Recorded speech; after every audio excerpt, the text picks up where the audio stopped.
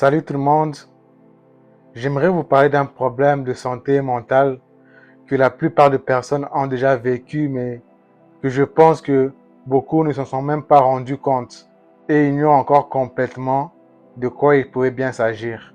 Ce phénomène s'appelle la dépersonnalisation déréalisation. C'est une autre forme de dépression, sauf que cette fois-ci, la personne ne ressent plus rien du tout.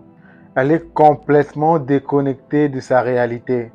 La dépersonnalisation, déréalisation survient souvent lorsqu'une personne souffre tellement intérieurement suite à un traumatisme ou autre que son esprit décide de prendre une pause. Ce dernier se met dans un coin de son cerveau et se détache complètement de la réalité. La personne fonctionne alors en mode automatique.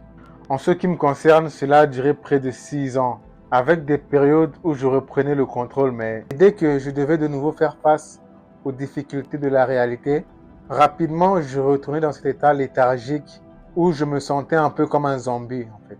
Malheureusement, la dépression et toutes les problématiques entourant ce sujet, qui est la santé mentale, est beaucoup trop sous-estimée et je dirais même ignorée, surtout dans la communauté noire, pour pas dire africaine. C'est presque impossible d'en parler. J'ai moi-même essayé d'en parler, mais ça a été très vite minimisé par des c'est toi qui es trop faible, c'est des problèmes des blancs et ce genre de choses. Je n'ai malheureusement pas pu trouver de l'aide et je me suis retrouvé seul face à un phénomène dont je ne comprenais rien du tout. Et ce n'est que plusieurs années après mon être sorti que je suis c'était quoi la dépersonnalisation, déréalisation.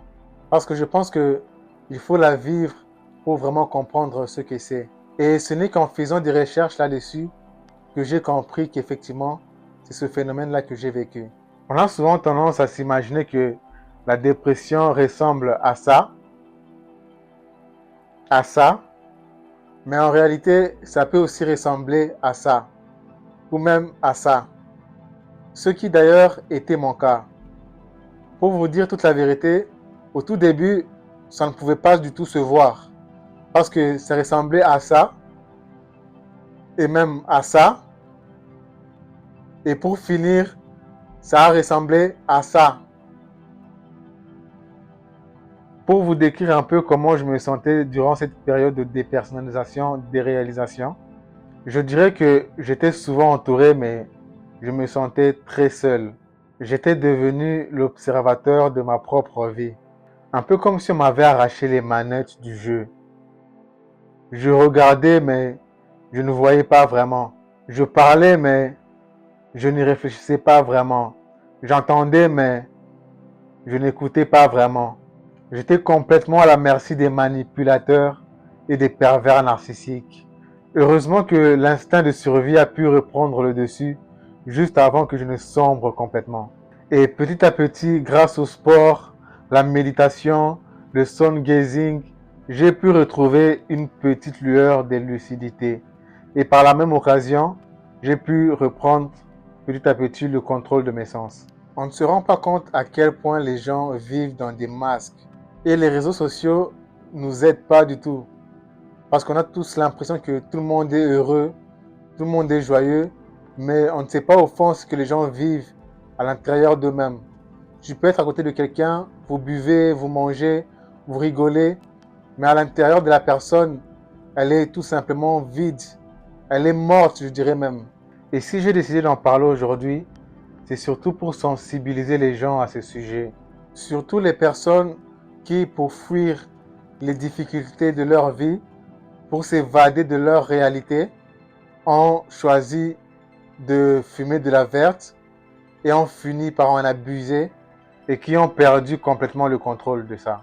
Sans parler de la malbouffe et de l'hypersexualisation de la société, parce qu'effectivement, l'hypersexualisation pousse les gens à gaspiller leur énergie vitale. Parce que quand tu as une bonne énergie vitale, quand tu as une bonne santé sexuelle, et quand tu conserves ton énergie vitale, je pense que ça peut t'éviter de te retrouver dans cette situation-là. Et je pense que tous ces paramètres, que ce soit l'excès de gaspillage de son énergie vitale, la malbouffe, les drogues, l'alcool, Et le fait de fumer de la verte peut amener à se retrouver dans cette situation-là.